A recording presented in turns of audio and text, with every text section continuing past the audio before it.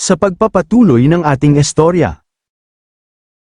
Sa iglap ng sandaling yon, mabilis na sinalubong ni Ye Junlin ang paparating na atake, sabay sigaw ng mariin, "Gusto mo bang makipagsabayan sa akin?"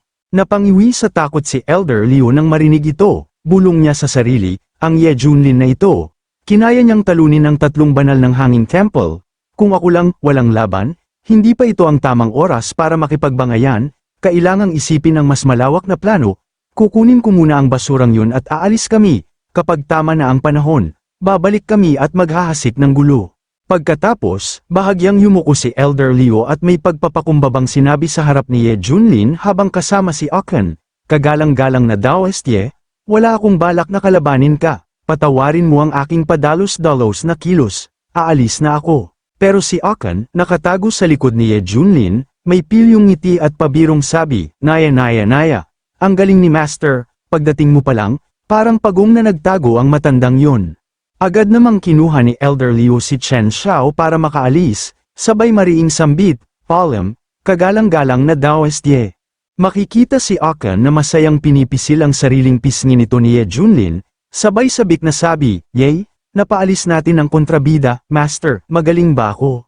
Nakangiting tugon ni Ye Junlin, "Sobrang galing, gaya ng inaasahan ko sa kunkun ko, ang lambot ng pisngi mo, nakakatuwa." Sumabat si An Miaoyi, masayang sinabi habang patuloy ang pisil ni Ye Junlin kay Akan, "Ang cute ni Kunkun, pwede ko rin bang pisilin ang pisngi niya?"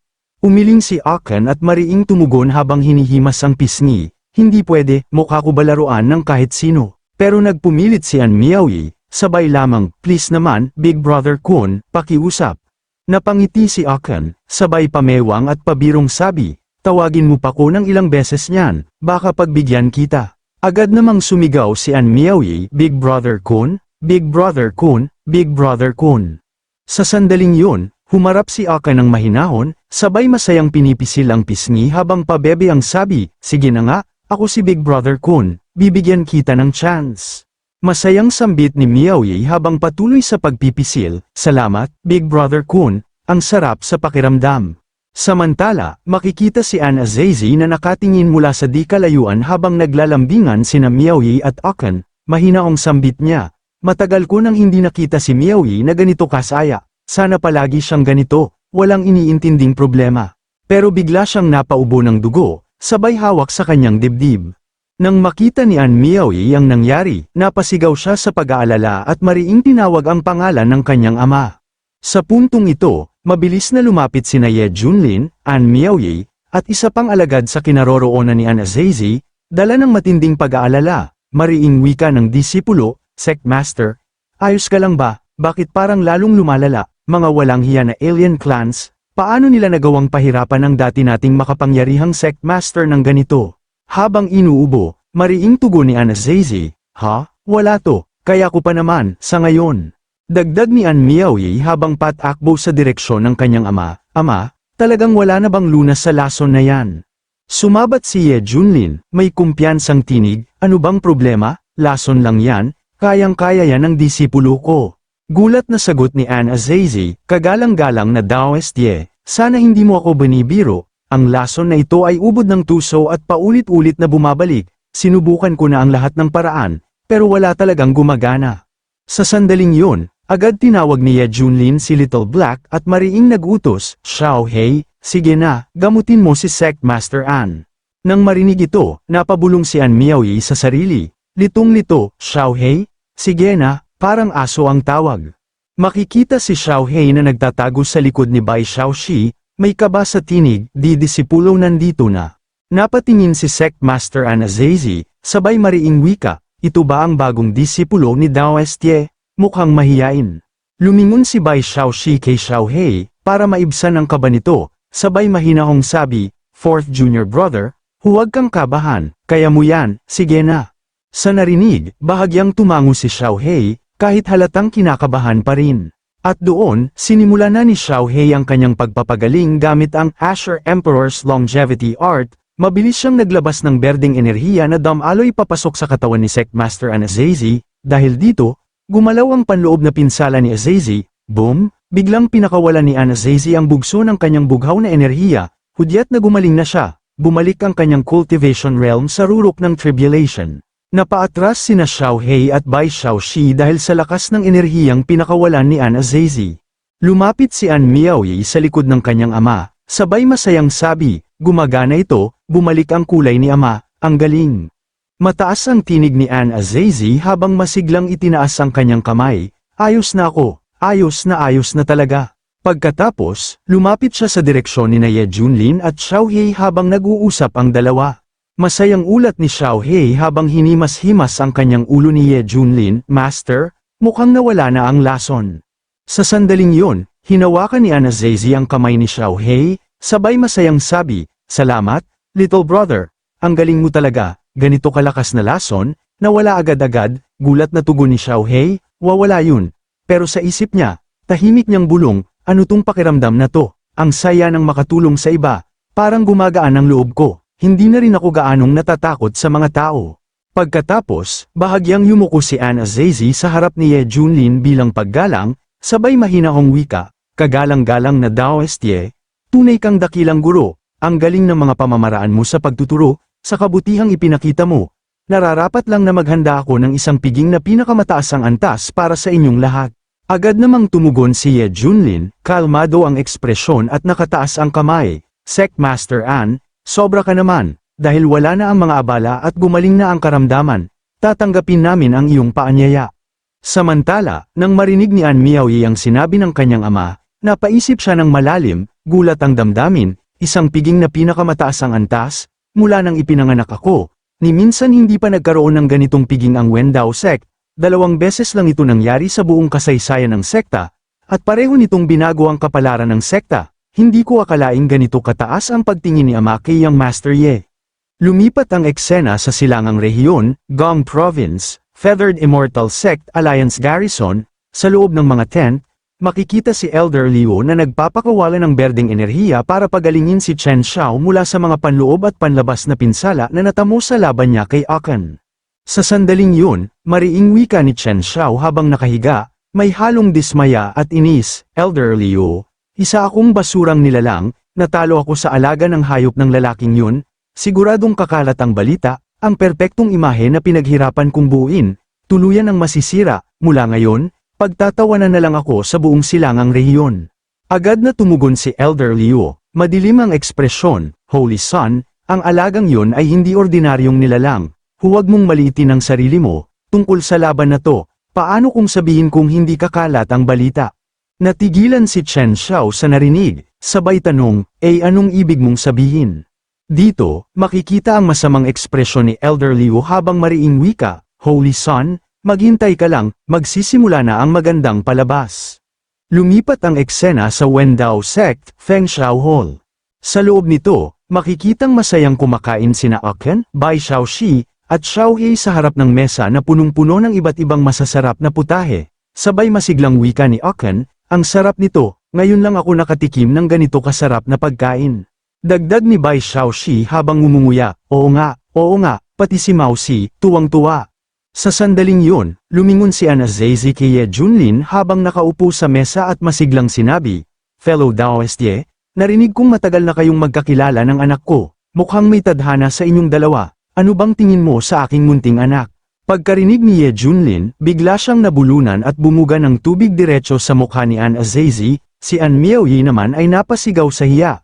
Namumula ang mukha, Ama, bakit mo tinatanong si Young Master Ye ng ganyan? Ako ang magdedesisyon para sa sarili ko. Habang pinupunasan ni An Azazi ang basang mukha niya, ngumiti si Ye Junlin at mahinaong nagsabi, pasensya na, Sect Master An, nabulunan lang ako sa tubig, sabay dagdag, si Miss An ay mabait, parang nakakabatang kapatid ko. Napayuko si An Miaoyi, pulang-pula ang pisngi, at bulong sa sarili, so, sa puso ni Young Master Ye, kapatid lang ako. Samantala, napatingin si Fan Dezang kay Ye Junlin, sabay buntong hininga at mahina niyang bulong, Hay, ang pag-ibig talaga, pinakamahirap intindihin, sana makalimot si Young Miss. Pagkatapos, itinaas ni Fan Dezang ang tasa ng tsaa at mahinaong sinabi kay Ye Junlin, Senior Ye, noong araw sa Dragon Gate Inn pa lang, ramdam ko ng kakaiba ka, tapos sa Medicine King Valley, iniligtas mo kami ni Young Miss, ngayon, pati si Sect Master na iligtas mo, hindi ko alam kung paano kita mapapasalamatan, hayaan mong magbigay ako ng tagay para sa iyo. Agad namang itinaas ni Ye Junlin ang tasa niya at ngumiti, walang anuman, Elder Fan. Pero sa di inaasahang pangyayari, bigla na lang hinubad ni Fan Dezeng ang kanyang damit, napasigaw si Ye Junlin, parang nakakita ng multo, ito, Elder Fan, kahit gaano pa kalaki ang utang na loob, hindi na kailangan ng ganito kagrabeng eksena, di ba? Sabay bulong sa isip, ang mga mata ko, mabubulag ako. Sa puntong yun, si Fan Dezeng, nakahubad, ay nagsimulang sumayaw na parang may sariling melodya, may malanding ekspresyon sa mukha, sabay sigaw niya sa sarili, ano to, bakit hindi ko makontrol ang katawan ko? Halos mahimatay ang dalawang disipulo ng Wendao sect sa nakita, sabay sabit ng tatlo, holy crap, hindi ko akalaing ganito pala si Elder Fan. Sa parehong sandali, halos pumutok ang ugat sa mukha ni Hong Chenji sa sobrang inis, sabay sigaw, Kadiri. Si Xiao Hei naman ay napabulalas, wow, ang tapang ng taong to. Galit na galit si An Azazi, sabay turo kay Fan Dezeng, Fan, ano bang nangyayari sa'yo? Kahit gaano ka pa nagpapasalamat, hindi mo kailangang sumayaw ng ganyang kabastos. Tugon ni Fan Dezeng habang naka-boxer shorts na lang, hawak ang noo sa matinding kahihiyan, Sect Master, hindi ko mapigilan, parang may puwersang kumokontrol sa akin. Napanganga si An Azazi sa gulat, sabay mariing tanong, ano, hindi maganda to, baka, sila yun, at sa tindi ng inis, sumigaw siya, sino ang gumagawa ng gulo, lumabas ka dyan.